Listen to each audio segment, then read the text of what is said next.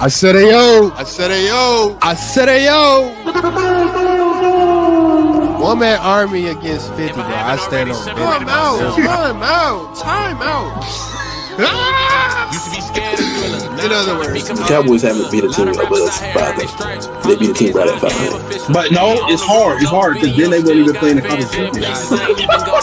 Hey, forget all that. This whole year, and it ain't about fantasy, it's about the facts. No, that's not the thing. That is not the thing. We never. We just went viral for the wrong reasons again. Do you realize it all comes back to fraud? You was trying to see how we feel about that situation? Nah, and Blake Hall.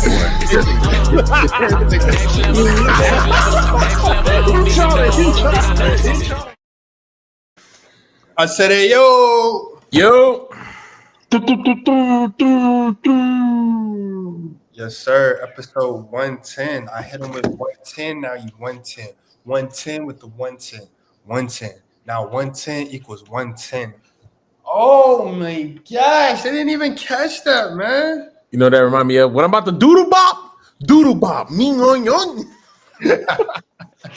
SpongeBob bars, man. That's the next level, man. It's April, man. We back. A lot has commenced over the weekend. Most notably, UConn goes and demolishes South Carolina, beat them like they stole none in the national championship on the stage of the season. Also, Walter Claytor in Florida has brought Florida back to its glory days in securing their first championship since 2008. Joakim Noah, Brewer, Al Horford. So, wherever we want to start, man, let's get into it, man. I thought they were 6-7. Yeah, to speak on the women's, man, my bracket was busted the moment Juju got hurt, but I had South Carolina winning the whole thing. As far as UConn goes, man, you're looking at one, Coach Gino's I was about to say Geno Smith. Coach Gino Ariyama is arguably one of the greatest college coaches ever. It's not arguably. He is. I wasn't talking about just the sport though. We know. You talk about girls and boys. He's not. I was talking about sports. Oh, all sports. It's not arguably. He is. Yeah, 12 championships. We've never seen that on any level, I want to say. Because Wooden got what, 11? Phil has 11. Wooden has 11. Bill has 11. You know what I mean? But 12? I mean, we talking sports. We talking sports. What does UNC women's soccer coach have? I don't know. I don't know, but I don't know that. It goes without saying that he's a legend in the making, and I think that drought kind of allowed room for us to forget him a little bit, but he reminded us very well on Sunday. Paige Buckers, #1 draft pick. I think she's going to be nothing but a plus to the WNBA next year in Dallas. And I think UConn has, because I don't know if Ozza Fudd, Sarah Strong's a freshman, so Azia Fudd, she said she's coming back. So they'll be back. If I was them, I would too. I guess the women's and men's does have different sports, but Gino Ariyama's thing, at least what I heard, he's telling his players come back, let the coaches do that, and it's oh, you're stealing money from the kids, and it's you got 12 championships for a reason. Go. But that was their first championship this decade. Yeah. In a minute, Dr. Bailey did try to come and take the reins, establish the new dynasty. Still a very successful coach. South Carolina is still a very successful program. But it's kind of like the what do we equivalent this to? This is it's like I don't know. It's like Tom Brady's son and Patrick Mahomes. It's literally it's not quite yours yet.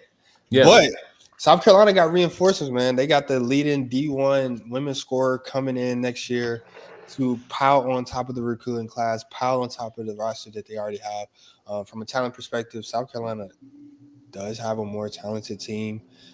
They did have a huge injury that affected the game. I don't know if it affected it by 30 points. Not 30 points, nah. But I think Dawn Staley, she got to figure out how to use all that talent because it's a lot on that team, and she got to figure out how to use all of it, how to maximize all of it, how to use all of it, because that game shouldn't have looked like that. But UConn was healthy and peaking at the right time, so that's how championships go. Yeah. Considering you had freshman of the year on the bench and Malaysia Fulwali coming off the bench, like It's kind of hard to manage. Did she enter the transfer portal? One of them entered the transfer portal. Malaysia needs to, respectfully. I don't think Malaysia did. What number is Malaysia? 35. He's like 11 or 10. Yeah. No, she stayed. It's a lower number for sure, but they'll be back. It's one of those things where like I think college basketball is progressing to the point to where like we'll look forward to seeing that rematch, arguably. Depending on Juju's health, we could probably go ahead and write it in for the next tournament. Yeah, because they also got a great recruiting class. South Carolina, they lost 2 players from what I can see. Chloe Kitts. Nah, Sakima Walker and Sanaya Ja. In the transfer portal or to the draft? Transfer portal. Oh, I was about to say that. I know they got some people going to the draft though. Yeah. It's between that. Chloe Kitts, she's tough. I like she was trying to hold it down by herself. They started the game off well. Like the first 10, 15 points was good. It was like we're gonna have a good basketball game, and then South Carolina just forgot how to play basketball. I don't know. I think it was a timeout or a TV timeout or a foul or something. And Azia Fudge just took over, kicked in. Paige Buckers she didn't have the best game. I mean, she did good considering her team was up 30, but it wasn't like they relied on her. She wasn't the impact player of the game. Azia Fudge was toting it.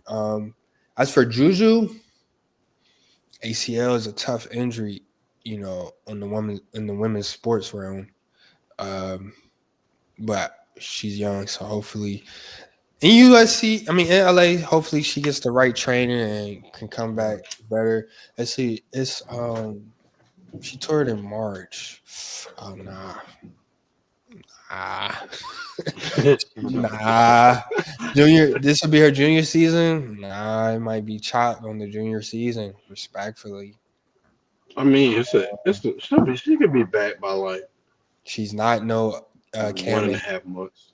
No, that 1.5 months after the season starts, like after the season, like during the season, 1.5 months within the season. Nah.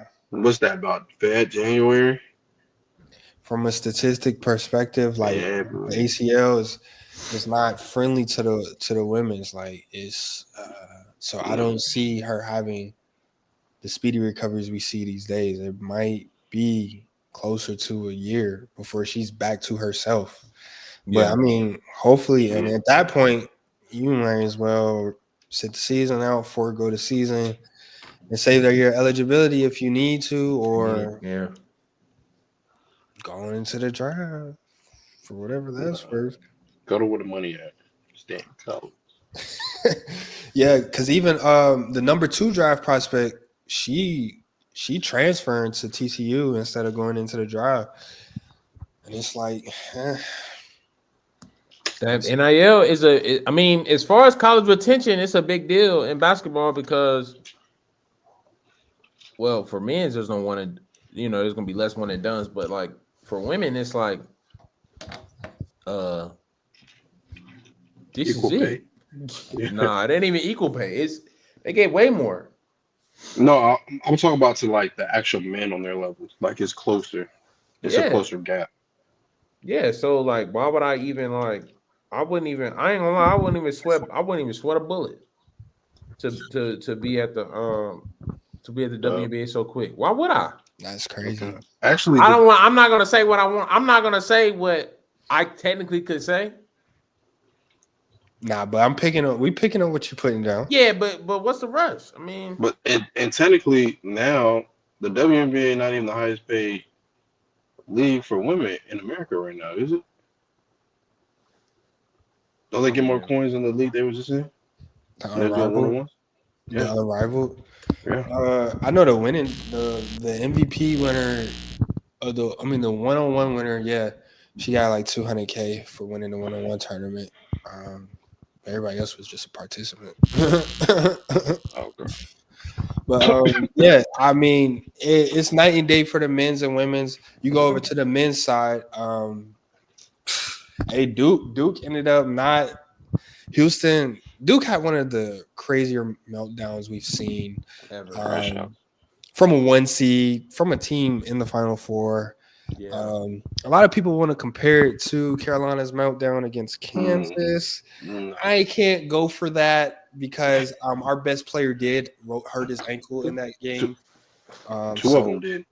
You know, I didn't see Cooper Flag out there on the road ankle. You know, they were just not executing, man. Duke has this. They had the most talented team in the Final Four in the tournament in the country, but Final Four particularly, only team with 5-star recruits, only team that has nothing lower but than a 4-star player in their starting lineup, and they go out there and have a meltdown, a generational meltdown against Houston, scoring 1 bucket in the last 11 minutes of the game, giving up 11 points in 90 seconds. Yeah. Once again, underperforming, man. Duke, you know, has all this talent and can't get the job done on the big stage, you know, and that's what these kids go to Duke for. Like, they go to Duke to underperform, and like, I don't understand why they do that. I have no idea. You can go down the road to Chapel Hill, you know what I'm saying? And well, I can't vouch for them right about now because they sorry too. But I mean, you know what I'm saying? We got to start having conversations about this Duke basketball program. I mean, the amount of talent that has came through that program, and for them to have no championships to show for it. Their last championship was what? 2014. Jaleel Okafor. Of all the players y'all had, Jaleel Okafor was the one who got y'all a championship. No, like, it was a year after us, right? Be for real. 2016, 2017, 2015, something like that. It's something crazy. Be for real. So I mean, damn, which one was it? So I don't know. But shout out to Houston, man. They did a heck of a job closing that game out. High school. They've been a defensive school all year, and I think, you know, if any team was going to make that comeback happen, it would have been them, as far as the full court press, forcing turnovers and things of that nature. So yeah, but that led to you know, Walter Clayton taking over Houston. Houston had a meltdown of his own in the championship too. So yeah. Walter Clayton, you know, a lot of people have a lot of questions around how he's going to translate to the NBA. You know, he could be anywhere from the second pick to the 40th pick, but Florida's back, right? You want to go first? Would you? Hey. Final Four. You couldn't get anything. You know, man, you couldn't get anything better. I think Cooper Flag is going to be a very good basketball player in the NBA. I think you live with that shot every day if you're Duke, because there were some other people on that court on Duke that should not have had a scholarship. Talk about big mother wing. Yeah, as far as Houston goes, no, not at all. As far as Houston goes, I think in the championship game and in the Final Four, they played great defense the entire game. That was one of the most defensive weekends I've ever seen in basketball, as far as my memory can serve. I think the last thing that I thought, like, yeah, this is defense, was when Minnesota played the Nuggets for Game 7. But you got to get a shot off. I don't care if it gets blocked. You let it go. Like, you let it go. He could have double clutched like Marcus Page, but you got to let it go. He's not Marcus Page. That's the thing. But did y'all see what he was doing that game? That boy, at first, he was like, He went crazy. Yeah, he went crazy. Yeah, no, the whole team. everybody was thinking of their center was 3 for 12. I don't know why he even took 12 shots, but what I liked about that game was the fact that both of those coaches were doing some crazy things outside of the dead balls, outside of the timeouts, the plays they was drawing up, calling up. That's how Walter Clayton got his first couple field goals, and then he was back in the game. But the play that they called up for that last play, it was questionable till it wasn't. That was the shot they wanted. Yeah. And it was Ja open. Walter Clayton just had a crazy closeout out of nowhere. Yeah. But it's like, I don't know. I also don't know, though, if Frazier, he was at the top of the key. He set an off-ball screen, and he kind of took a half step over. I don't know if he was supposed to screen Walter Clayton as well. If you go back and look at the play, he took a half step over, and he was playing with 4 fouls, so he probably didn't want to get called for the moving screen. But I don't know if he was supposed to actually screen Walter Clayton and give E Sharp the shot over him, like just a clear shot, which was a great look. But he had so many things he could have did with that shot. He could have pump fake, side step, or like because you had enough time. He had enough time, bro. And coach said he wanted, because if you go back, I think the last field goal that they had, or at least one of the field goals in the last 2 minutes, he had took the ball off the dribble and got to the paint on the right wing. And so coach wanted him to honestly get to the paint anyway, which he could have did, considering Walter was coming, he's coming forward and he's trying to go that way. Yep. But he has so many options, and he chose the worst option. It's very unfortunate. Allegedly, he's from Florida, so he might be down, but his city up. So go. Hey. All right. Let's start back at the Final Four. Did I have Duke winning? Yes, it hurt me so bad. But when they lost, a joyous spirit over my body came. That's all I can say about them. Cooper Flag, you're a bad boy. Wait, what? What'd you say? A joyous spirit? What? Took over my soul. What do you mean? That's not what he said. That's not what you said. Took over my soul. I heard what he said. I was so Yeah. happy, bro. When they lost, I said, losers like you always been the last, 12 years. All right, now to the finals game. Walter Clayton Jr. had how many points at halftime? 0.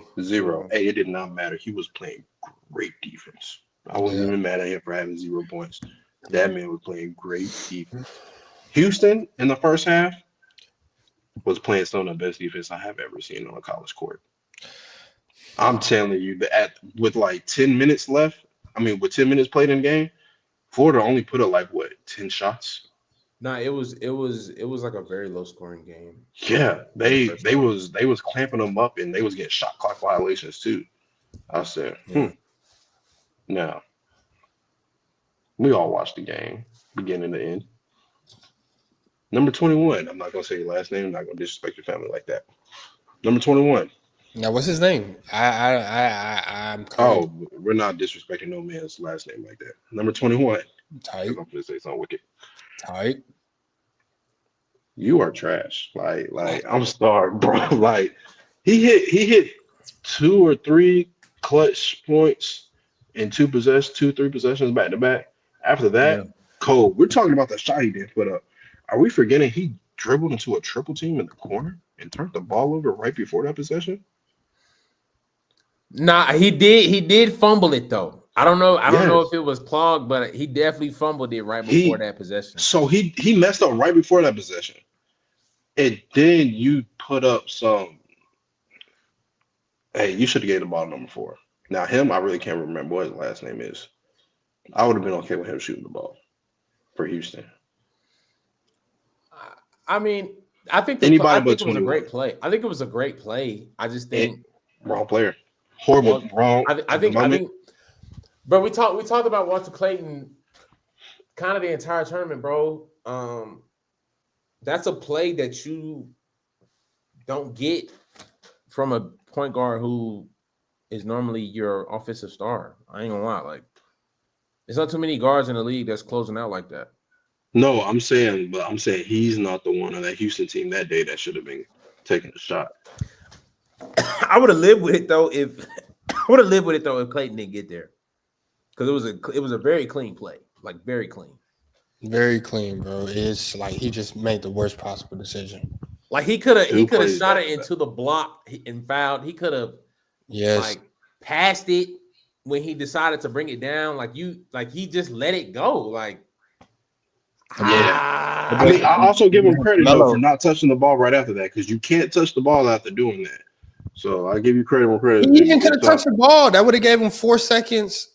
Yeah, it could have been a travel to get the ball back. Yeah. Get the ball back. Yeah. Oh, I see what you're saying. I see what you're saying. Take the turnover. But it was literally the worst possible decision. Outcome.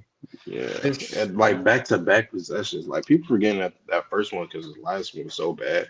He fumbled the ball over. He did fumble the first time. Oh yeah, off the leg. That was okay. You're right. Yeah. That was not a good drive. That was horrible. Why are you taking him in the corner? Driving on the short side. Yeah, that was not good. So yeah. But I do agree that Houston played great defense. They did what they were supposed to do, just poor execution last couple of minutes. You hold Walter Clayton, had him quiet. He was still playmaking and defending, like y'all said, throughout the game. But as far as putting the ball in the basket, y'all had him right where y'all wanted him. Y'all did what y'all needed to do. Double team him on top of the three. You know, it's something going on down there in Houston. You know, we'll talk about that later, but you know, they did a very good job, you know, defending the star guard of the team. And y'all seen what they said? They said last time Florida won, we hit a recession. They said this is not good for the world, man. Very well. Very well. That is very true. Damn. But yeah, Florida up. I mean, SEC. Most dominant year I've ever seen from a conference ever. Does the SEC run basketball now, Eric? Oh, do y'all not listen? I said win the championship first. They won. Yeah, congratulations to them. The fuck. Yeah, I ain't gonna lie. That was actually insane. Like statistically, like they had from the second round in, they had at least about half of the spots in the tournament, and normally when they didn't advance, they were beating themselves. All right, I'm not crazy. I'm not no fan of either team, so I can ask this question because I really don't care. Was it kind of crazy they wasn't showing no replays of fouls? What you talking about? Or turnovers? Like when Odu caught the ball out of bounds, they replay that. They replay some of the fouls. I think it was a chippy game all over. I think they held the whistle overall, but hell no. Auburn, I like for example, like I think if Florida didn't beat Auburn, I think Auburn could have won the championship. Yeah, I mean, Auburn is more post dominant, and you know Houston's thin with those bigger guys. Yeah, and they were getting in foul trouble easily. I think Auburn would have got them out of there quick. Yeah. So we're looking at like arguably the greatest conference takeover in college basketball history. So is Florida now a basketball school?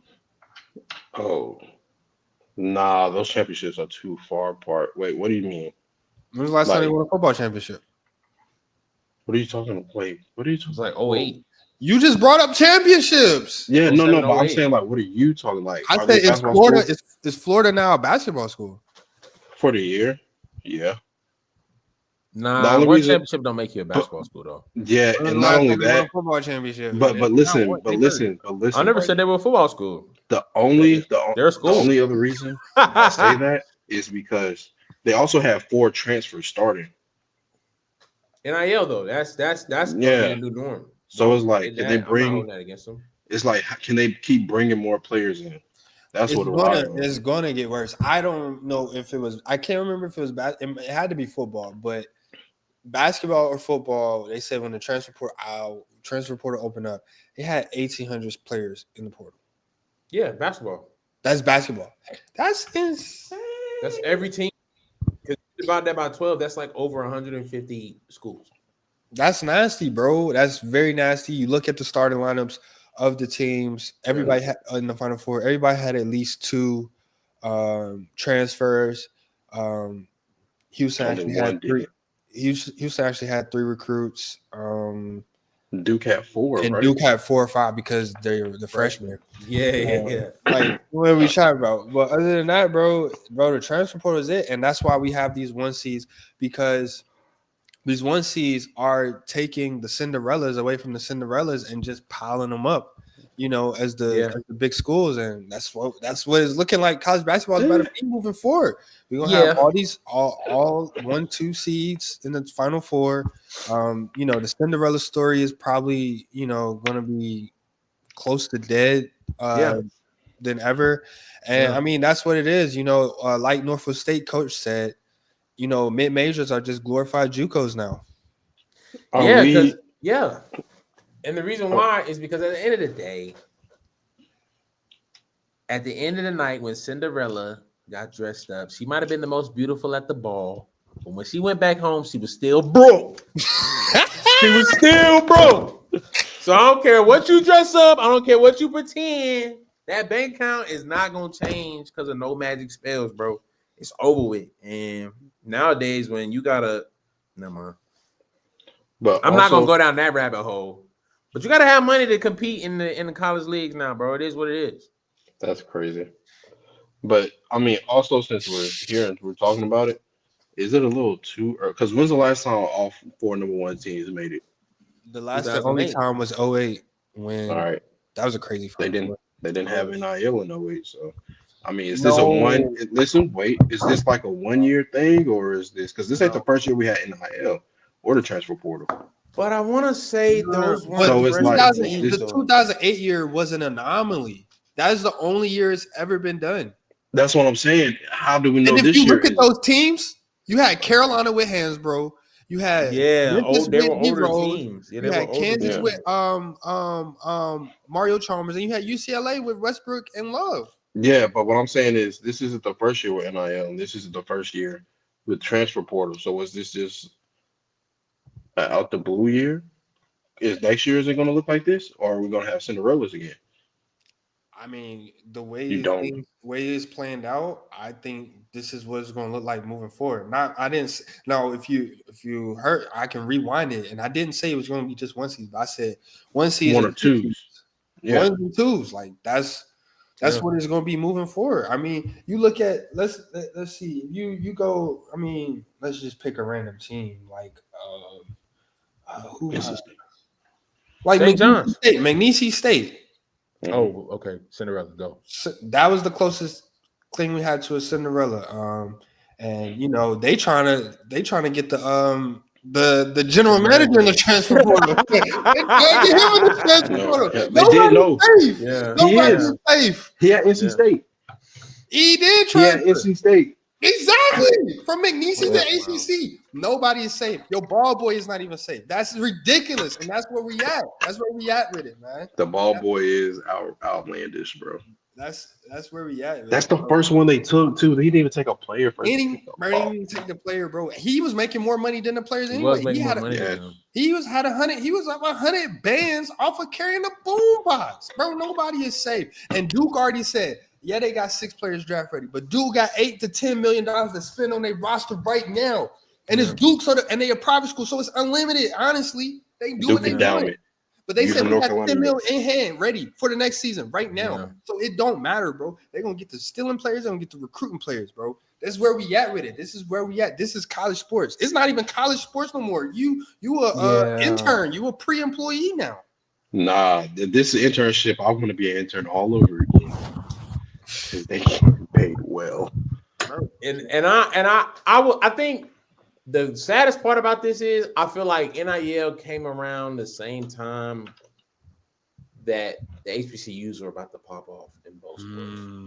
Talk about it. As soon as we start about to having the HBCU combine, COVID happened, NIL. Even prom transfer. You know what I mean?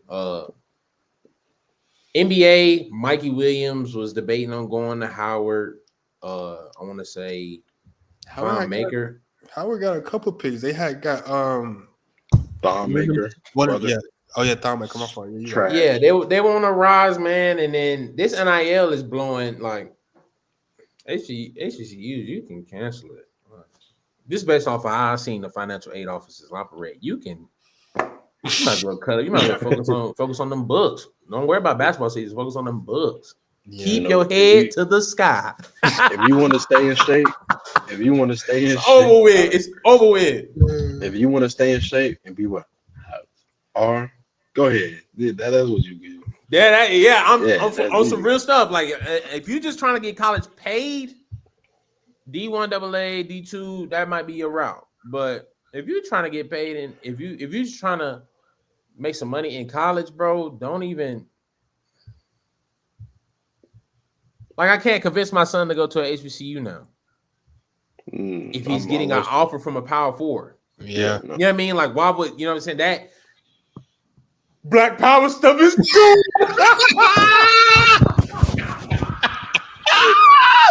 Money talk, bullshit, man. What they say? Green power, bitch. It's gone, bro. The dollar has wiped it away, bro. And bro, it's crazy, man. And it's like I don't know how, because we just in the infant years of this. There's still plenty of loopholes out.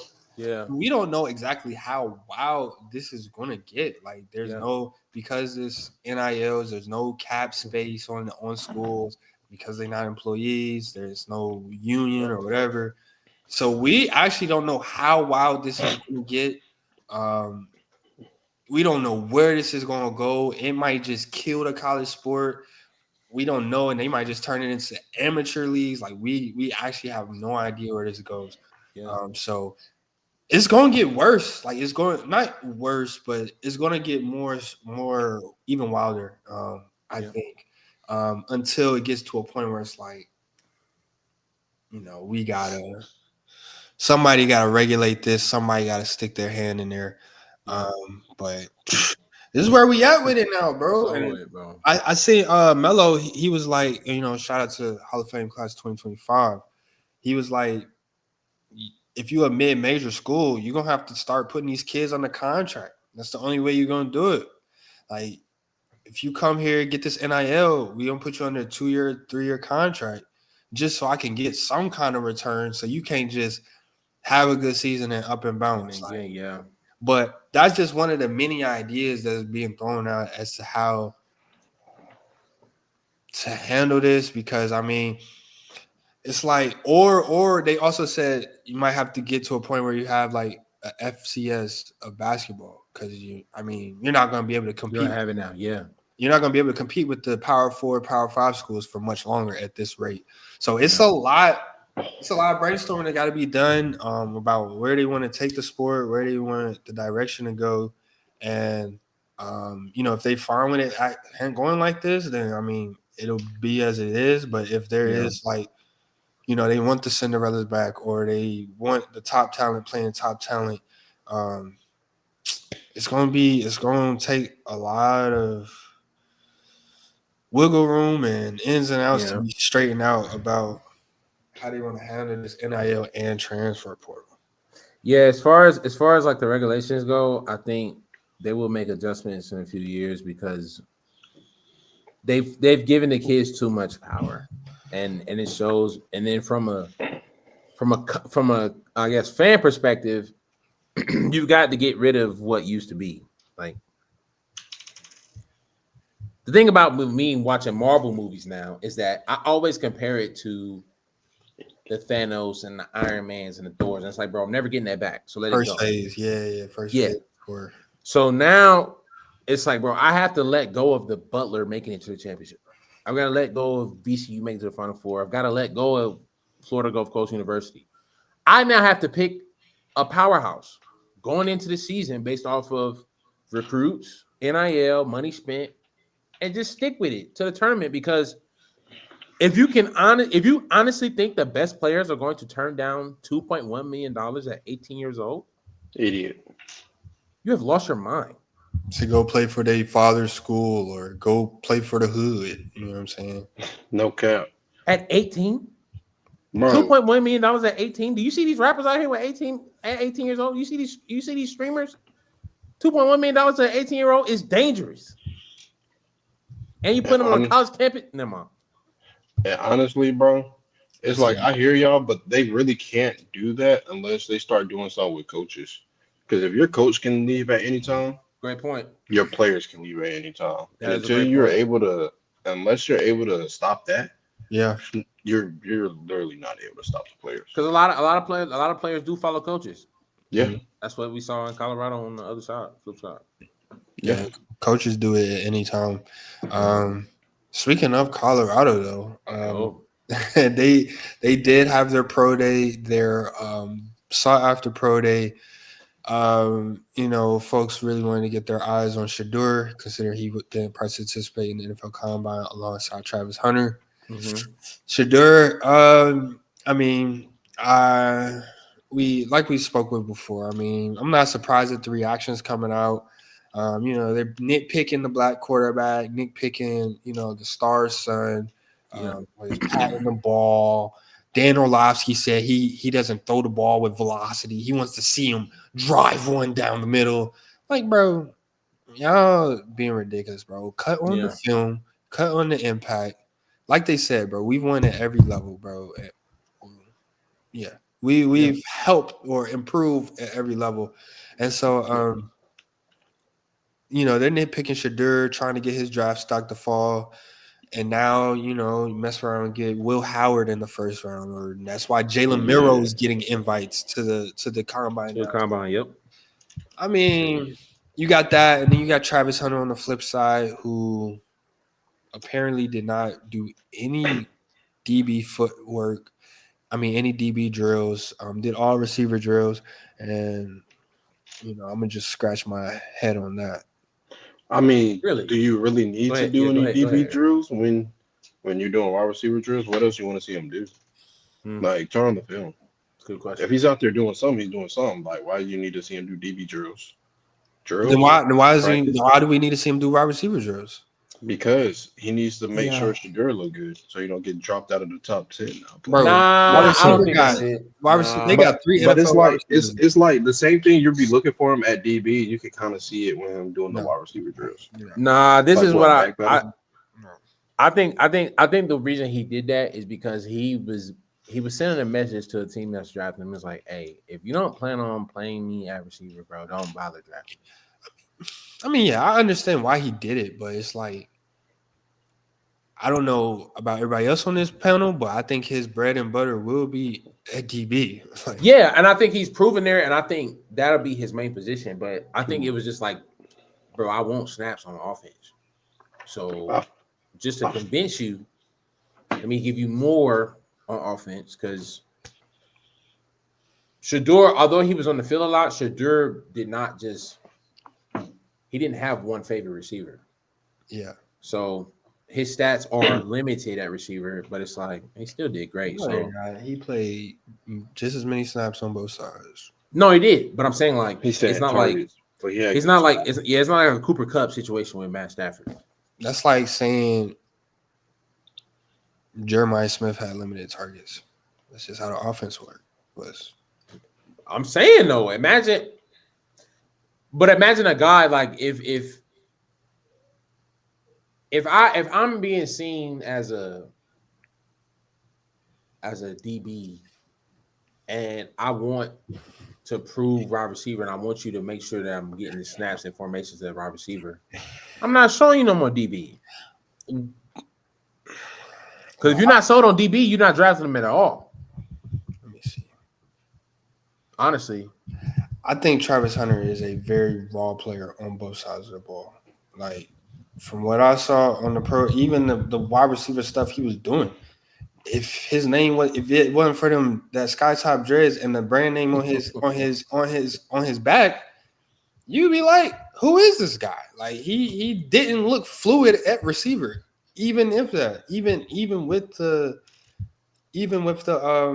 pro day. So, like, I mean, obviously his greatest like the best skill set about him is his natural ability to be a ball hawk and his eye for the ball. Yeah, but you can't really display that with no defenders out there on the pro day.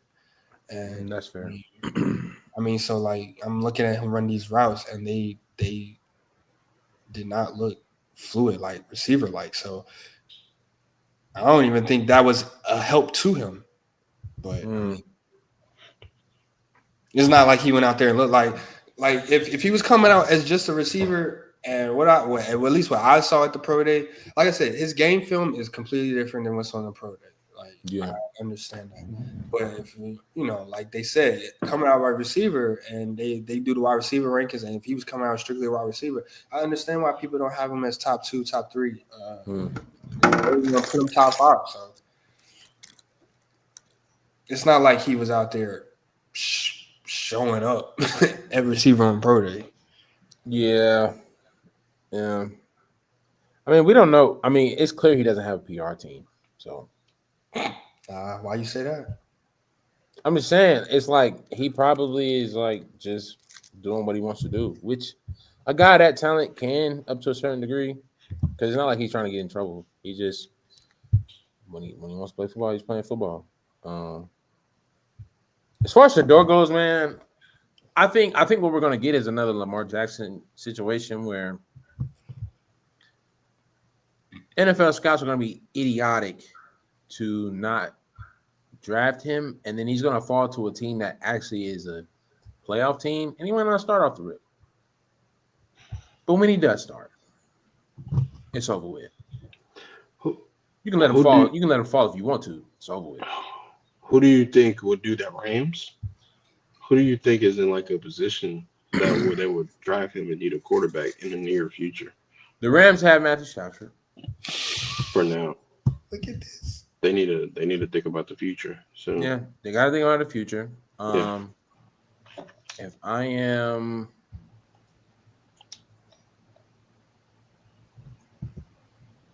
well, Jared Goff is 30 years old. He's not old. He's not old. It's like playoff ready teams. There are a couple teams who miss playoffs, so I think are playoff teams though. Eric, what was your question again? I'm sorry. My question was like what Preston said. If he slips, what team is like QB needy in the near future that's quarterback? I mean, that's playoff ready. What team? What playoffs ready team needs a quarterback now or in the near future that will risk drafting him? Pittsburgh. He actually going to visit with them. That's how much they got him slipping. Yeah. He's going to talk with Pittsburgh. And we're talking about danger. That's danger zone, fellas. That's danger zone. But I mean, I think NFL, especially with young quarterbacks, coaching matters. And I don't like Arthur Smith as an offensive coordinator. We don't like Mike Tomlin. To provide an offensive friendly team. I know he's not involved with that, but I mean, he is involved with personnel. I mean, coaching staff and things of that nature. And he's proved that, like, bro, his offense is not a focal point or a care, whatever to him. So I don't like Arthur Smith as an OC to where, but I mean, that's a team that could slip and get him. And with the two weapons they have in DK and GP, what are we talking about? I don't think he'll. I figure because Arthur Smith ain't in. I think the next OC he's gonna get, he's gonna have to be a stud. He's flat out. He's gonna have to get us. What did you say? Ain't Arthur Smith still there? No, I'm saying he's gone. We know he has another year like last year. He's out of here. So that's what I'm saying. The next OC they're gonna have, he's gonna be a stud. He's not going to be. He's gonna have to be a stud. Or Tomlin, I hate to say, Steelers is probably the most loyal organization in the NFL. Actually, hands down, they are the number one most loyal team in the NFL. So, Steelers. If he gets drafted to the Steelers, bro, I'm telling you right now, he will revive Mike Tomlin's career if they don't let him go. Yeah, and I don't see them letting go of Mike Tomlin because that's not who they are. Definitely, if he keep having winning seasons. Like, this is the same organization that gave Ryan Shazier his whole contract up front after the injury. They do right by their players and everybody in that organization. Yeah. If he falls, like that'd be the biggest mistake for anybody in the top 10. Unfortunately, well, I don't think it's unfortunate. I don't think he'll fall that much. I think they're just being dramatic because it is what, as far as the top 10, there is 1, 2, 3, You count New York? 4, 5. Yeah, there's 5 teams that need a quarterback in the future in the top 10. So I think him falling to Name the 5. Tennessee, Browns, Giants, Jets, and Saints. Yeah, and that's who I feel like he's going to go to if he drops. He ain't going lower than the Saints. If he go lower than the Saints, then I know I don't talk the highest of him, but that's just wild. It's insane. It's insane because especially considering there's only one other quarterback clearly ahead of him in this drive. Yeah, hands down. Unless they love Spencer Rattler so much in New Orleans. Nah, new coach, Kellen Moore didn't draft him. New coaches want to come in and put their foot down. Kellen Moore, especially Kellen Moore being a quarterback himself, he's probably going to want to get his own guy in there. And they have a lot to address in New Orleans anyway, so it's not prominent for them. I mean, they did draft Rattler, but they could wait out a year. But I don't think if it's not Jackson Dart or Cam Ward or Shedeur, I don't see. Those are the only quarterbacks I see going in the top 10. I think somebody might be stupid enough to jump at Jalen Milroe, but I mean, well, I think that's a double-sided coin there because on one end, bro, we've seen stupid in the NFL draft before. I will never let you forget.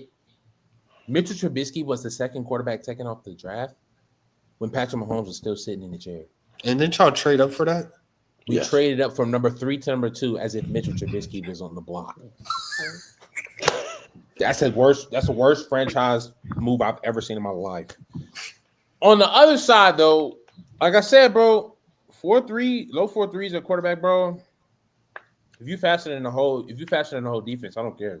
We're gonna find a play or two.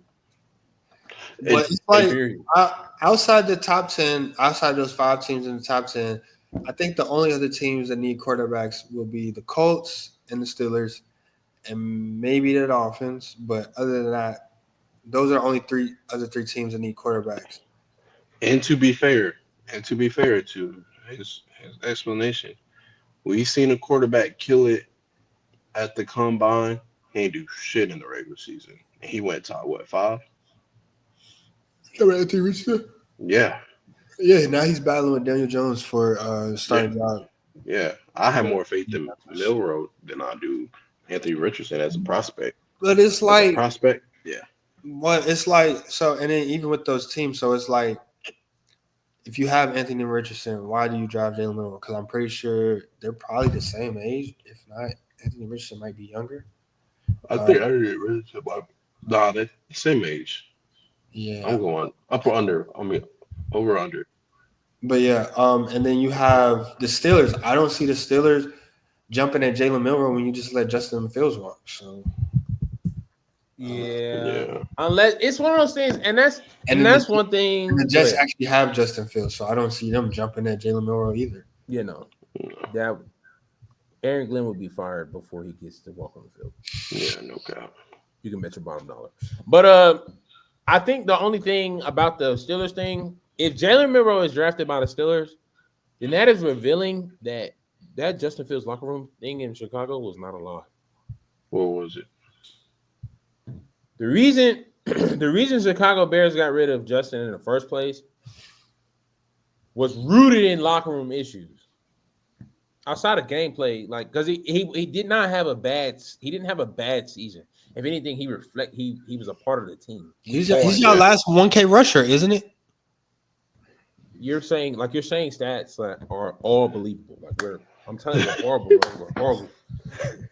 So if the Steelers let him go, because that's what happened, and they draft Jalen Milroe because they're in a position where if they want to go quarterback, Jalen Milroe will be available, and if Shedeur drops to Pittsburgh, that's on the league. I blame the entire league for that. I blame Jerry Jones for that. I blame Roger Goodell. I blame all of the ones I know by name. I blame you all. You have billions of dollars and you do nothing about it because you're full of greed and you're a sloth, as the Bible says. Why are you sitting on your behind and allowing a generational quarterback to fall that low? I don't know. But it will be revealing that Justin Fields is really a locker room generational.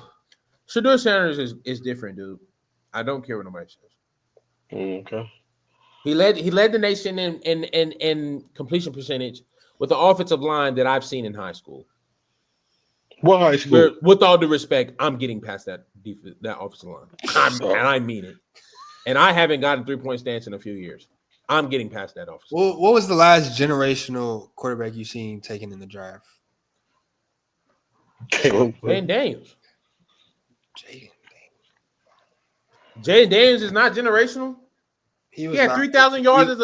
He was not considered generational coming out. I wouldn't agree with that. He had a 600-yard game, 300 rushing, 300 passing. Who else has done that? Yeah, my man had 1,000 yards at the last 4 games. He was a Madden player. He was not considered generational coming out of the draft. Generational enough to get a Heisman Trophy on a losing team. Like Just what? Because you have a Heisman don't make you generational. I don't think you heard the last part I said. I said a losing team. Well, not losing, but they had no shot at the playoff. Fact.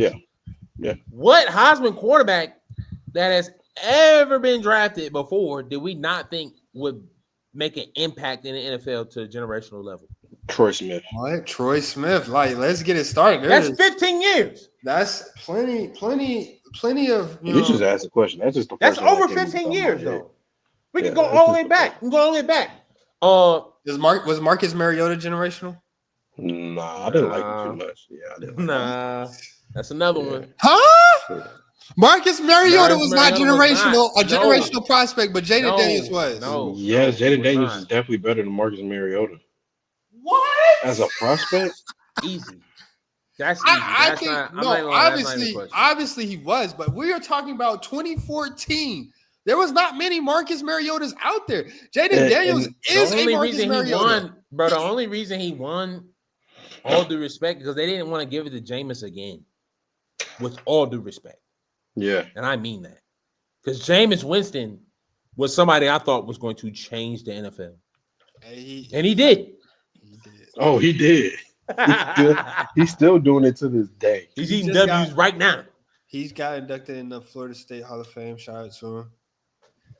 But yeah, like it's rare that I don't see generational impact. And Shedeur Sanders, bro, I'm telling you, like his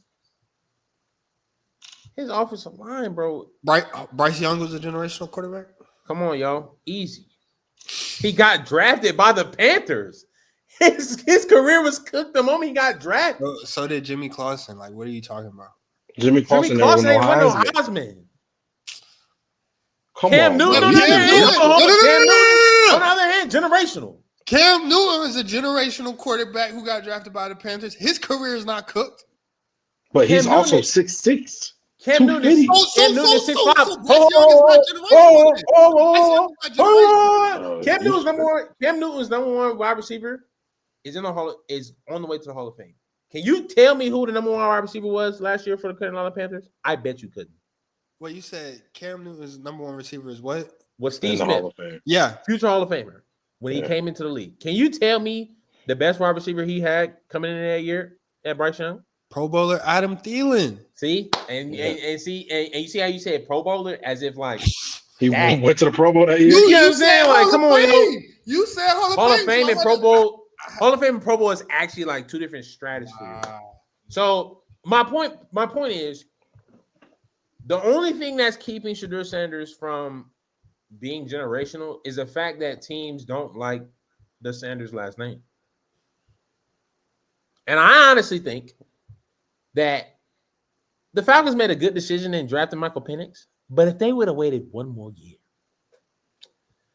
Atlanta could have boosted the economy by themselves if he got drafted by Atlanta. Themselves. You like Shedeur as a prospect better than Michael Penix Jr.? As a prospect, we ain't talking about what he could do for the city of Atlanta and the strip clubs.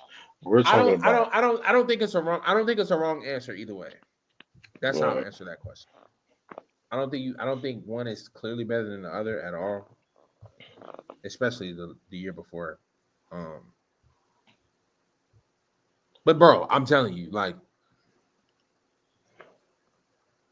he could have ran for mayor in Atlanta, easy.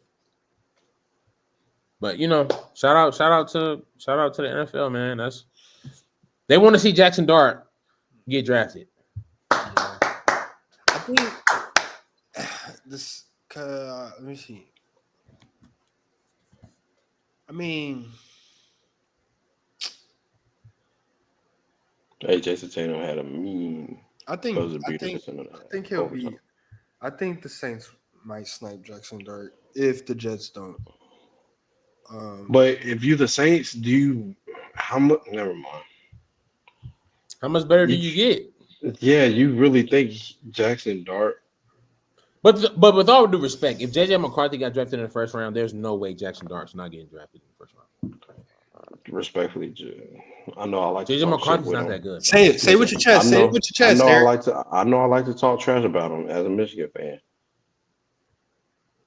He's definitely better than Jackson Dart. No, that's insane. That's ridiculous. What did you like? I need to know. What did you see that sells you on? Bro, like the stuff I saw JJ McCarthy do is like Piedmont middle school healthy kids level, like absolute freaking garbo. And he had one of the best run games we've ever seen in Michigan history. So, what did he do that was so like? I feel like he makes the throws that need to be made, and he doesn't. He has limited. He has limited bad plays. It's easy to do that when you're running out of the power eye. Good night. I mean, like, bro, he barely went shotgun, bro, and he's about to take on a spread offense with Kevin McConnell and Justin Jefferson. And Justin Jefferson is gonna rip his diamond chain by game 3. I promise you. He sucks, bro. And I ain't trying to hate, bro, but objectively, bro, I haven't seen nothing. Jackson Dart. I'll give you Jalen Milroe. What you mean? Oh, you saying that he's better than that? JJ better than Milroe? Yeah, off of the summer, he had a bad season. Like Jalen Milroe. I mean, y'all the same people that didn't like Drake May. Y'all thought he was below all of them. Y'all the same ones that said that. Drake May, you thought Drake May was better than Jaden Daniels. Facts. No, I didn't. I said he's number 3. Look at you. You're rewriting history, bro. You're rewriting history. You said, Eric, who's the third one? I said Drake May over Michael Penix Jr. That was the argument. And you can go back and look at it. Drake May and Michael Penix is still a conversation, respectfully. But I'm saying that's what it was. I never had no issue with the first two. I never had no issue with the first. I'm 1,000% sure it was not the first two. Again, you like to rewrite history. You like to put. All right, now if I go back and find that history, go back and find the history. Because Brandon clearly said, "Who's number 3?" And I said Drake May. Y'all said, "Nah, he sucks." And he did a lot with nothing on his team. It was because of the ghost of Mitchell Trubisky and Sam Howell. Well, Sam Howell didn't. He had a Jameis Winston. Sam Howell was all right. Yeah, Sam Howell for like the first 7 weeks was the leading passer in the. It's two different things. No, for real. It's two different things. Sam Howell was leading the NFL like the first 5-6 weeks. He absolutely tried. I ain't gonna lie. And touchdowns or just yards? Just yards. Wasn't there other Colorado prospects on that pro day? Yeah. Nah, he's wild. He said it's not just one Sanders we need to talk about. Nah, he's bagging. We need to talk about Colonel Sanders. Hey, you know they. I mean, they both apparently when them got Butterfingers. Nah, I heard KFC using the same recipes as his backpedaling. Human chicken. Nah, he's wild. That's what I heard, man. Don't get in that KFC line. Coach Prime said he was gonna buy him a car if he ran a 4.4. Said to say Coach Prime saved, a couple $1,000. He ran a 4.5. That's pretty good. It's not That's bad. not bad. Yeah. That's not bad. Not bad. Now, were there any 1-on-1s at this pro day? Bro, he was a bow-legged. He might have been able to run like a 4.3, no cap. Yeah. Respect not on some real stuff. If Charlotte I'm a lock in right now. I ain't even gonna laugh. Why are you laughing? If Shiloh Sanders can be like a great linebacker for real, like Quincy Williams or Dre Greenlaw. If he added like 25 more pounds and ran the same speed, he would be dangerous in the league. But I don't think He's listed at 6 feet 195.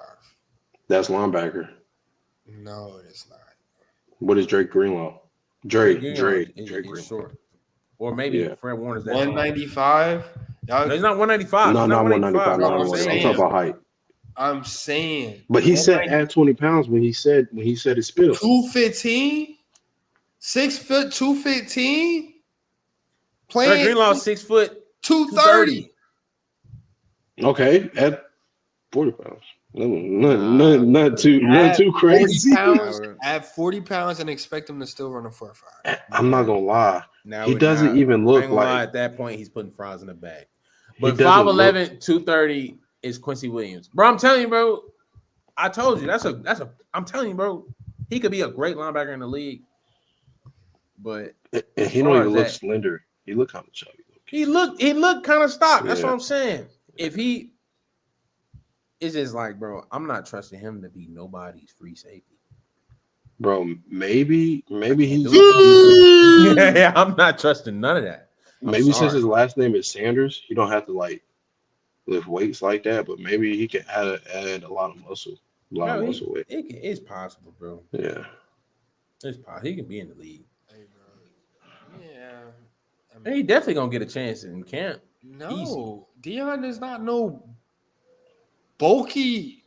Like, that's not in their genetics. It might get from the mama. Yeah. Shador obviously had to get it from the mama. Yeah. He sure ain't get the speed from his dad. No cap. Popeyes. Maybe mom did it.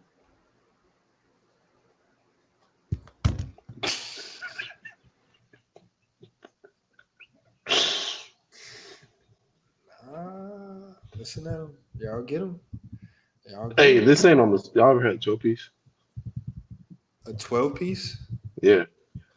No. What comes in the 12-piece box, Chris? What? Chicken nuggets? No, nigga, in the 12-piece box. Nigga. For KFC. I don't know. I'm telling you. All right, from Popeyes. You get the family box. What, sides? Biscuits? Oh, I get it. You don't want to say it. That's what it is. All right. It's different cuts of meat. And on that note, I think we need to transition to some other sport or something. We need to talk about something else, man. That's all right. Let's round on that, man. They've been on Preston Boyd lately. Who made the Hall of Fame? Yeah, the Hall of Fame. They dropped the new list. I know it's a very solid class. Jared Allen finally made it, right? This guy. I'm not kidding. Didn't he finally make it? The NBA Hall of Fame finally dropped. NBA. It's a very solid class. Carmelo Anthony, Dwight Howard are leading the class. Also, Sue Bird is in there. Sylvia Knowles, I believe. 2008 basketball redeem team. So Melo Jai getting double inducted. That's tough. Yeah. And Dwight. He get like 2 jackets. They get 2 jackets. I don't think they give them jackets. I think they gave everybody jerseys. That's what it looked like. You get the jacket. Don't you get the jacket at the ceremony though? But they gave everybody jerseys, including the coaches, players as well. Oh, and Maya Moore as well. The WNBA GOAT. No cap. So she wanted to be kumbaya niggas. Until she wrote her own Love and Basketball story. Nah, that's not Love and Basketball. They were both free, able human beings. Nah, what do you mean free able? The nigga was in prison. Like, what do you mean? One went to USC. The other one, it was a C in it, but it was for Nah, you said one went to USC, one went to state penitentiary. That's crazy. Yeah. You gotta tighten up, man. Penn But State. very solid class. You know, I thought Dwight Howard was still trying to play, but it's cool that Is he technically a first ballot? Yeah. Mm-hmm. Okay, so let's Melo talk as about it. well. Like, I think they're both. And this is the problem.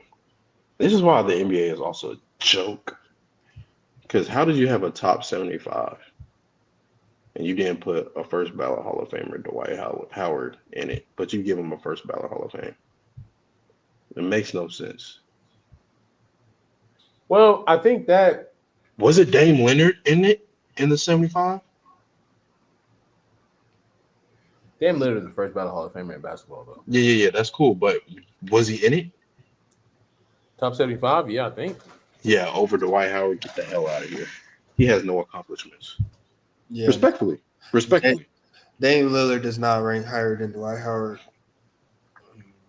But that's but you got to look at bigs though, bro. Even if you look at bigs, all right, we can name like 4 or 5, and after that, Dwight Howard. Nah, 4 or 5 is crazy. It's crazy. It's gonna be like 7, Is 6, 7, 8. Are we? You want to go? You want to go? Yeah. You got Shaq. You got Hakeem.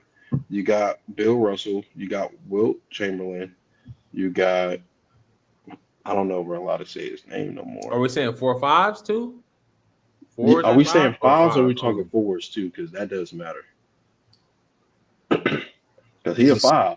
He's a center. Where did 4s come from? Oh, right. Well, I know a lot of people debated that Anthony. You didn't even say Kareem. Kareem. You didn't even say Moses Malone. You didn't even say Nikola Jokic. Like, are we allowed to say? Moses, we can't say Carl. Okay, yeah. Carl played power forward. Yeah. But I feel like a lot of people debated that Anthony Davis shouldn't have been in there over Dwight Howard. But I think they both should have been in there. There was room for both. There's room. You could kick again. Damian Lillard out of there. Yeah, Damian Lillard shouldn't have made it. If you're not alive to breathe, if you're so old that it's been 100 years, you should not. Unless your name is Jerry West, you should not get a jacket. I don't agree with that. But I'm just joking. I don't agree with it either. But some of those people, they should not have got a jacket. But yeah, Dwight Howard is a top 10 center of all time. Can't say the same for even Dame Lillard as a point guard. No.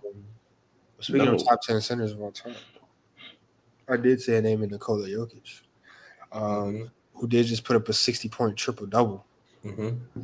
Unfortunately spoiled by Russell Westbrook. Actually, the whole Nuggets organization, they just got rid of their coach 2-3 games before the playoffs. Yeah. What is like, bro? This whole generation of instant gratification. Memphis got rid of their coach as well. They are very well going to be in the playoffs. Denver, how do you let go of your championship head coach? Yeah. A week before the playoffs, and y'all are in the playoffs as a 4 seed. I know they're slumping at the wrong time. They have lost like 4 straight games, and like let me see how many out of the last 10. Come on. They have lost. Oh Jesus. 3 out of 3. They've lost 7 out of the last 10 games. But you don't fire your championship head coach for that. A week before the playoffs, y'all got 3 games left. That's weird, bro. And it's like with you firing him right now before the playoffs, because you will be in the playoffs. Yeah. What do you expect out of your team in the playoffs? I think that's one of those ego things where unless Michael Malone he explains it, we'll never get to the bottom of it, because we be forgetting sometimes in sports, like emotions are a thing. Like You ever not like somebody at work, and it's probably not even something that they did, or you have a disagreement with somebody, and it's nothing that they do as what their job is. It's just like you don't like them personally, so you have a vendetta. It might be one of those things where owners get power tripped and their ego gets bruised, and they want to show that they still own the team. We've seen stuff like that before, but we've never seen it this close to the playoffs. So, I think that's also a bad move considering that Nikola Jokic is the best player in the NBA. You give him an interim head coach going into a playoff year that was arguably another MVP season for him. So in regards to talks of his happiness in Denver when he doesn't even like playing basketball for real is kind of crazy. Yeah. And then they said the rumor is because he wasn't playing the young guys and giving minutes to a Russell Wilson. That's what they're trying to say. He meant Westbrook. My bad. Russell Westbrook. I did say Wilson. Russell Westbrook. Is that a good enough excuse? No, because you're going to need that veteran play in the playoffs. Yeah, they fired the GM as well. I mean, that's nothing you do right now in April. No. You go to the playoffs, lose the playoff series, and then do that. Yeah. But doing that now is weird. Because right now, who they play? The Clippers? If the playoffs started right now, today? Nah. It's more like they damn near in the play-in because they lost 4 straight games. I thought there was. Hold on, let me go there. I thought there was number 4 still. They would play the Grizzlies, which they are. They could still win that, but the West, it's 1, 2, 3, 4, 5 teams tied at 32 wins. It's 6 teams. 32 minutes. There's 5 teams tied with 32. 3 through 8 seed can be any order. Yeah.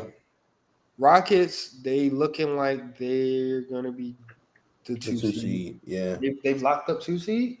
Yeah, they locked up. Rockets have locked in the 2 seed. They've had a crazy last 2 months. Shout out Udoko, Ime, down there in H-Town. 3-game win streak. Houston. What them fans at? And that's why I was speaking on Houston because Steph Curry's been having a crazy April, and then they just went and held him to 3 points 2 nights ago. Yeah. And the 3 points he got was from a half-court heave before the buzzer. And, I was kind of alluding to that as far as Houston and Florida. Mm-hmm. And I seen that translate as far as the defense they played on Walter Clayton. And the way Houston suffocated Golden State don't want to see it. Not right now. I mean, Steph is Steph, but they might have cracked the code. Houston has enough bodies that they can throw it. Steph, they can switch all game. They have the young talent. Amen Thompson is a dog. He's a dog. I mean, they calling him a 6'8" Westbrook. They call it as far as athleticism. He just don't handle the rock like that because he's a forward and a rookie. But come some years, once the Fred VanVleet's weed out, and he's second, third option on the offense. Houston here to stay. You're looking very scary. Barron, they don't make a huge trade in the offseason for like a Kevin Durant. But right now, Houston is lined up against Golden State. Barron, Golden State wins the play-in game, yada, yada, yada. That would be 2-7. And I don't know if, Golden State got tired or what, but that's not something they want to see. But also it's going to require Jimmy Butler stepping up because that's what we brought you in for. Yep. Even with Houston putting Curry in the jail cell the way they did, Jimmy Butler only took like 6 shots in the first 3 quarters. That's what we brought you in for, to be the 2 option and step up and not have Brandon Pazzi. He's a shooter. He's a surefire shooter. You're going to need it, but that's when Jimmy Butler got to step up. You know what I'm saying? But I think they might just be fatigued or whatever. It might just been 1 game, so I'm not going to put too much into that. But Houston, I would just say all that to say Houston looks really good. But like y'all boys say, experience matters in the playoffs. I think that I don't know if I don't. My thing is this with Steph Curry. He might be the most dangerous man in the league right now. Yeah. Only off of his strength, bro. They ain't got nothing to lose. You know what I mean? Like worst case scenario, they just you know what I mean. They're a 7 seed team. If the standings remain how they are going into the playoffs, 7 seed team they fall short of the finals. Who cares? But he's playing great outside of that game. But I think that game reveals how crazy the West can be, and I think the experience can only I don't think it's going to get them swept. I don't think Houston is going to get swept. I think it's going to take 6-7 games to get Houston out of there. And whatever team can be, whatever star can be the most consistent. Because let's say the best seeds win the first round. And Houston has to play LA next. Can you put 4 games together against LeBron and Luka and Austin Reeves? Don't they play this week? I wouldn't be surprised if they play Friday. So we're gonna find out because I think one thing that teams are starting to lock in on is how they're gonna approach each other in the playoffs.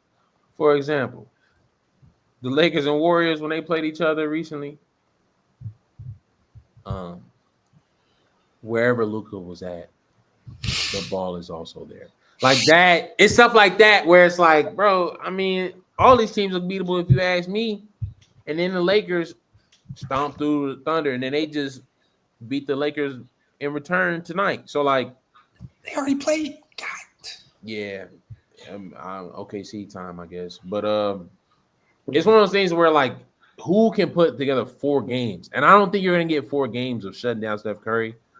Also, with Jimmy Butler not stepping up. I think Jimmy Butler will turn it up in the playoffs, but Houston gonna fight though. I can respect that. But the Nuggets are they're not a threat anymore. They're not a threat, but Nikola Jokic is. I mean, like you said, we're not going to count him out being the player that he is, the best player. Foreigners, man, they all have been getting better every year. Jokic is arguably playing his best basketball. Giannis is playing his best basketball. Embiid was getting better until he started sitting on the sideline. But that's him getting better. Yeah. But the Houston thing, if Jalen Green is going to be who he can be, they have that player. They have that it player that they're going to be able to corner their team around. Sengun is a very good center, top 10, maybe top 5 center in the league. But their playoff success is probably going to rely on how much of the guy Jalen Green could be, because that's what's got them kicked off into this hot streak over the last couple of months. Jalen Green has been playing at a star level. I'm not going to say superstar, but he's been playing at a star level that he was drafted to be, and that's gotten him into the conversations with the Anthony Edwards, the D Books, Donovan Mitchell's shooting guards of the league. And so, I mean, yeah, but the West is so loaded, and we have no idea how this season is going to play out, because not only do these teams have the same record, but they're going to be playing each other for the last 2-3 games. Yeah, I do see the Thunder beat the Lakers. I figured that was going to happen. A nice little split. And to the Steph Curry point, he's back at it tonight. I mean, he already has 15. Might have been just a 1-game slump, and he very well could still be the most dangerous man in the playoffs. Yeah. I got a question for y'all boys, because we do talk about foreigners a lot, about running the NBA. Why don't we ever look at it like, in the last 20 years, only 3 of them won a championship? In the last 20 years, only 3 ran the team and won a champion and won a championship. Tim Duncan's not a foreigner. You said who? Nah, because he's from the Virgin Islands. That's American territory. Kobe was born in Italy. So what are we talking about? First, all right, I'm not talking no more. Like, you see, we can't have a basketball conversation unless we have trolls. We already have Dirk, Giannis, Giannis, and Jokic. The foreigners Jokic. haven't been a conversation over the last 20 years. It's been a conversation this decade. That's fair. I mean, I Yeah. wouldn't- So 2. Yeah, they went from being rare occasions to like almost filling up the whole All NBA team. Yeah. So 2 of them. First team All NBA team. Yeah. We're looking at the best players of the 2020s all being European right now. Top 5 by the 2020s decade. Jokic, Luka. I mean, I don't want Giannis, Embiid. Giannis, Embiid. Embiid. Isn't there a play? Isn't there a minimum? Isn't there a player minimum? We got half a decade to go. Embiid has been a top 5 player this decade. Got half a decade to go. He could get well next year. Bounce Number back. 5, I think we have a decade list, bro. We made a decade list last year. Yeah, didn't we put LeBron on? No, I think it was Embiid or LeBron. Was Curry? I'm saying like not in the last decade. I'm saying like for the rest of it. You said Curry was not on it? No. It was Luka, Jokic, Giannis. It had to be Curry because he just won a championship not too long after we made that list. Well, it might have been. I'm pretty sure I vouched for Curry, but it was think between nobody- Curry, LeBron, and Embiid. Them 3 Ain't gonna be no Curry by 2030. Yeah. Nah, there ain't gonna be no LeBron either. Yeah. I think so. It might be LeBron by 2030 though. Which I mean, at that point, I'm not even having that conversation. No, I get it. It's gonna be easy. LeBron. I get it. He said it's gonna be a LeBron. His last name is Junior on it. That's what he was saying. God. Bro, LeBron. That's crazy. LeBron is still like we actually don't know who the best player on the Lakers is. Respectfully. Because Luka don't play. But I ain't gonna lie, I think I was blindsided by my fandom for so long, and I never really paid attention to Mavericks games until late in the season. No. But bro, Luka really It's worse than what anybody has ever described though. Bro, what is exactly how I described it last year? No. I literally said he sits there and he walks back on defense. He's a problem. Yes. Nah. Like the trade is so justified. Yeah. If I was a general manager, I'd get sick of watching that every time. I'm not gonna lie. Like the fact, like, bro, when they were playing the Warriors, I was watching that game, and I kept seeing Luka get like blown by and like letting the backdoor screen or the backdoor cut happen. I cut it off. I said, bro, they're about to lose. They're about to do that all night long, and I'm not watching it. Brodusky got 30 points on him. That boy had the game of his life, bro. On Luke, I'm like, nah, I can't watch that. So it was like, if I'm a general manager, bro, I'm trading him away too, just because I'm sick of seeing it. I ain't gonna lie, that's tough. Yeah, and playoff time, it gets sought out. Like they're gonna be hunting that. You look at teams that could very well give them problems with that. I mean, I don't see the Nuggets really. I mean, unless Jamal Murray, seeks him out every game. And I don't know why. Clippers they're getting hot at the right time, and they have a easy game with the Spurs tonight. So they might sneak up. And LA, like I said, they got a stretch ahead of them. We have Houston, the Lakers. My fault. The Lakers have a stretch ahead of them. They got Dallas tomorrow. Luka's first game back. Oh no, I'm tweaking. And they got Houston Friday and then Portland on Sunday. So that Houston game is going to be very important for them. But Houston's already locked up 2 seeds, so it's like what Might chill. and them boys is young. They don't have no business resting none of that. I don't think Udoka is gonna let them do that. But yeah, somebody's gonna have to be in the play-in out of LA, Denver, Memphis, Clippers, Golden State, Timberwolves. Well, it ain't gonna be Golden State. You said it's not gonna be Golden State? It ain't gonna be Golden State. It's probably gonna be the Timberwolves and the Nuggets at this point. Timberwolves on the win streak, ain't they? Nuggets is blowing.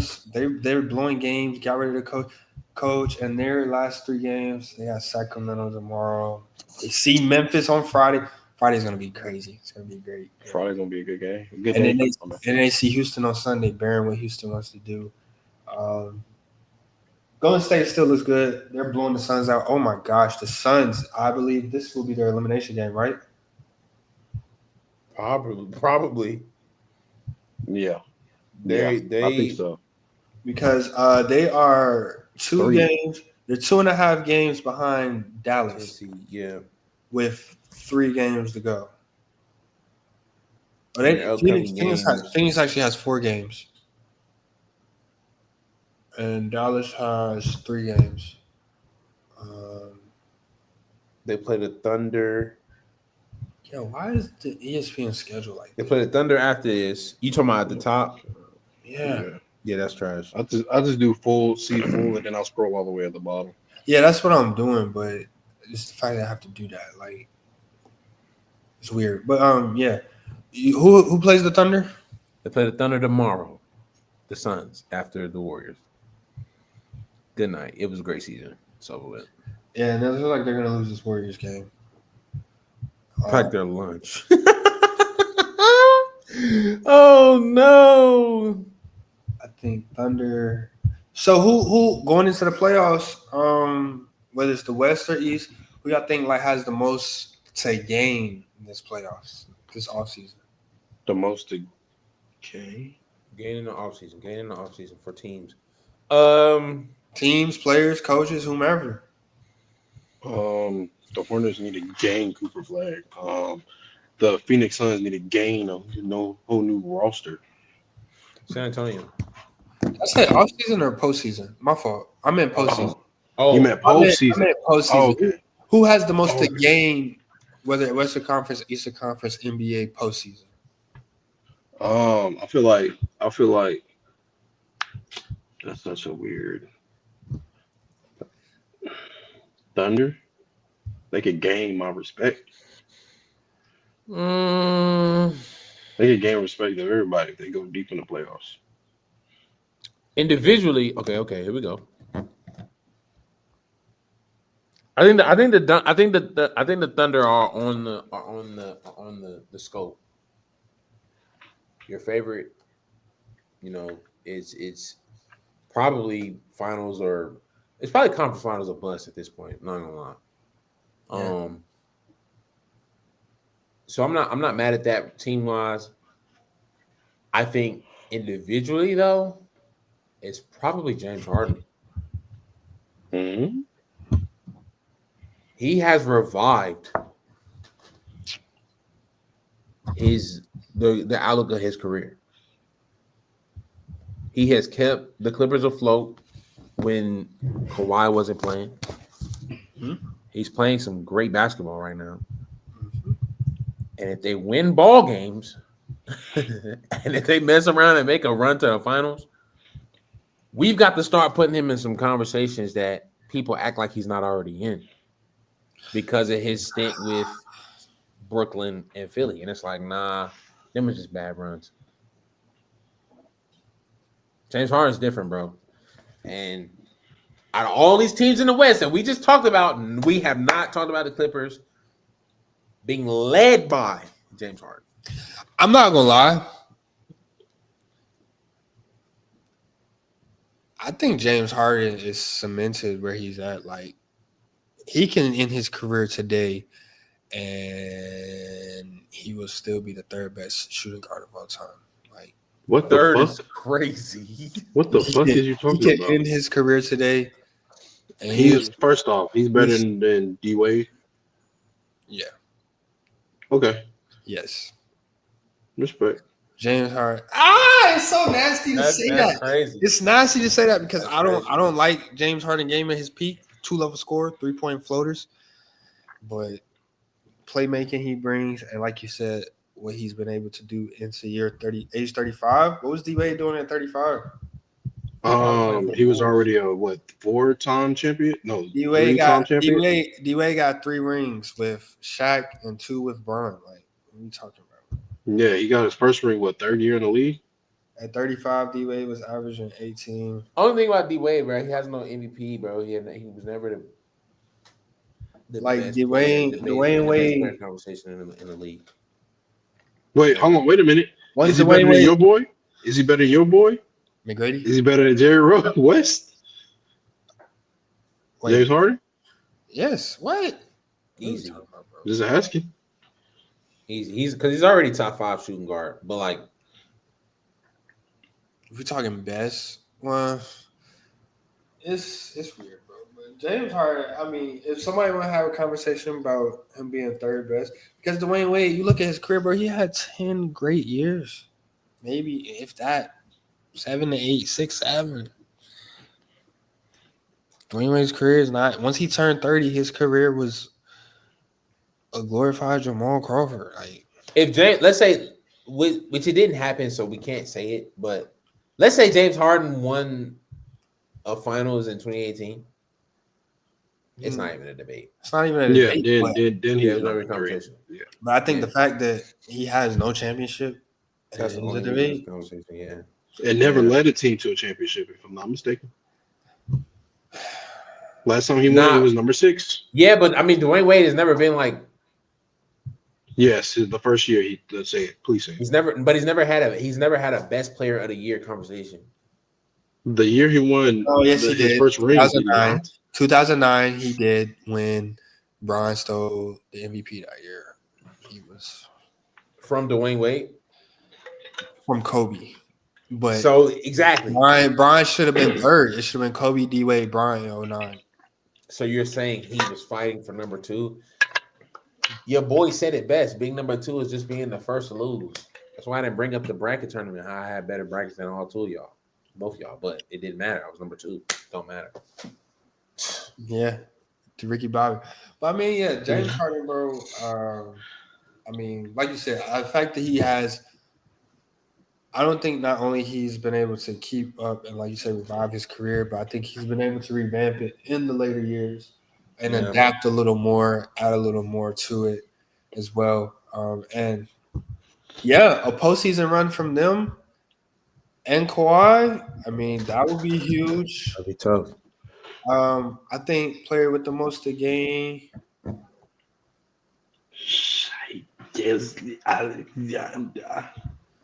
I wouldn't really say sorry, especially if he wins MVP. I look at, I mean, considering they don't have a head coach. No cap. I think Ja Morant got something to prove right now. Yeah. Like, the NBA kind of forgot about him. Like he was supposed to be the face. Like he was next up. Got shot down. Got shot up. As 7 Bill said, you know, the reins was in his hand, but unfortunate situations. And I think, and not only that, also because when he was out, there was conversations about do they even need him? Like yada yada yada. And so I mean, he hasn't really drastically, you know, he's averaging 23 and 7 this year. Very modest these days. And he's down on field goal attempts, but the team is still clicking. He's only played. Oh yeah, he did miss a game in the season. But yeah, with them not having a coach right now, let me see what his contract looks like.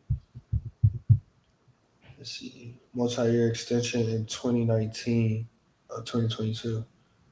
So what was that? 3 years ago. He's on that 30 man. Yeah, so I think Ja Morant, you know, has something to prove. I think he has a lot to prove. he has a lot to gain this offseason. Yeah. Or I mean, you go on the other side, Jason Tatum. You know, or maybe Jaylen Brown. We don't know. Whichever one of them want to take the reins. But Celtics just set NBA record most threes in a season by a team. I think they have like 3 of the top 5 in years. So I think they're honing in on this new 3-point offense, and they're honestly the team to beat in the East. No cap, bro. Jason Tatum just sent them boys to overtime the game before this. Crazy. Even with Cleveland being the 1 seed by a number of games, but Cleveland is having a end of the season meltdown. Yeah. While, like Eric said, the Celtics are in gear. So I think let's see who else. I think Karl Anthony Towns has a chance of redemption. No one believes in them. They not make it. Yeah, they're garbage. But I guess my thing is like, bro, what sparked that trade in the first place? Honestly, all jokes aside, they probably got sick of that nigga voice. It was because, bro, y'all said it best. Bro, they can't keep 2 7-footers. Yeah, you got rid of the wrong one. It was in 2005. You got rid of the wrong one. Yeah, you got rid of the wrong one. The Knicks are great, are a good team that are not gonna get over the hump, to our beliefs, right? And then the Timberwolves are literally gonna have to duke it out for the AFC. Yeah, they both are in a worse position than they were last year. Because I don't think the Knicks were a 2 seed last year. Were they? Last year, Celtics, I think they might have been. Because they're in the same spot they were last year. They're in the same spot. Yeah. Nobody thought they were better than the Celtics. Nobody. So, and they lost to the Pacers. So I can see that happen. Hey, and that let's say the standings are where they are. Yeah, because they are for the East. It's basically locked. Yeah, the 1 through 6 is locked. They play Detroit. Good luck. John Morant throwing grenades now since they found him for shooting guns. That's crazy. He said, "I'm gonna find a way." Nah, that's a hard-headed boy. I would love to see. He was on red every day in kindergarten. Who was no cap? That boy, that's all. He's a hard-headed. Like he's a problem, bro. I can't. I'm not even defending that. I was gonna be like, but they gotta treat them all fairly. Nah, that's the problem, child. Right? Who was it? Detroit. The dude made a shot and he went and he had to pull it back up. He got no whoopings. Like he had to get no whoopings as a child, bro. His dad had to be like, yeah, that's what I'm talking about, my little thug. Yeah, he had to do something. He's embracing that because he's literally like grenades. You can't defend that. What is like? He's a problem, bro. I feel like I sound terrible saying it. Well, we got to put a stop to that. That's terrible, bro. That's absolutely trash, bro. Yeah, bro. His dad be sitting on the sideline enabling his behavior now, so I know he enabled it as a kid. It's disgusting. That's so disgusting, bro. I can't even what? A grenade is crazy. Oh my goodness. I think speaking of grenades, do y'all think they should blow up the play-in? Y'all think they should blow up the play-in, or has it served its purpose, or y'all think this is good for the NBA? They did it for LeBron James, so yeah. I don't think they should have started it, but now that they have started, it's pretty dope to me because did they? I don't know if they did it for LeBron. I mean, I think it was a year that they were like a 9-10 or something. They always were like a 7 seed, 7-8 seed. But it was it started with COVID, and I thought it was for I I thought it was to make up for like the 10 games that they missed out that season. Yeah. Just do a play-in since they would have the 10 games to figure out seeding. Yeah. But I mean, at this point, I mean, we have Hawks, Bulls, Heat, play-in residentials in the East. And then in the West, you have the Kings and Mavericks, who very well could make the playoffs. Clearly, undeservingly so, as they are both 7 games behind the 8 seeds. So, I mean, it's like, NBA seeding has always been conversational. When you have, like I said, the East, you have the typicals, Hawks, Bulls, and Heats, who are always there. But in the West, you have teams that clearly don't deserve a chance. And it's basketball. Anything can happen. Yeah. Let's say the Mavericks or the Kings, one of them got to win. And they go rush around, beat the Timberwolves, and out the playoffs. And that's not good for basketball. You mean tell me we're going to have Ant out the playoffs and then a Luka-less Mavericks in? Yeah. Mind you, the Timberwolves are 8 games better than the Mavericks. I think it's an unfortunate circumstance due to what they've already put in place. If that happens, this play-in will go bye-bye. Yeah, because Anthony Edwards is a future face of the league, and unless you get him out of Minnesota, man, they're gonna be mid for the rest of his career. So I think you got to find a way to keep him around. As far as the East goes, I'm like, bro, it's perfect. I mean, it's actually perfect. I mean, it's mid on mid. Anthony Edwards made it clear if he doesn't want to be around, he will not be around.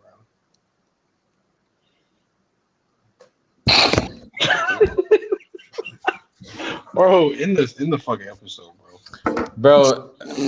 That's it. He's got a point though. He's all for making sure the contract is right. No cap, bro. Forward progress. Hey now, say now. Quick hot fire. Where would KD be playing next year? He might as well just come to Charlotte. All right. Get the freak out. At this point. I mean, shit, what else he got to do? If not Houston, I'm going to go. Say it. His options are what? Okay. Potentially Miami. OKC, Miami, Houston. I don't see him in Miami without Jimmy. Dallas. What? He has Hero and Bam. Yeah. They'll make it work. And who else is it? Minnesota can always in conversation, but Minnesota. No. Oh yeah, Minnesota. Yeah, Minnesota's a conversation too.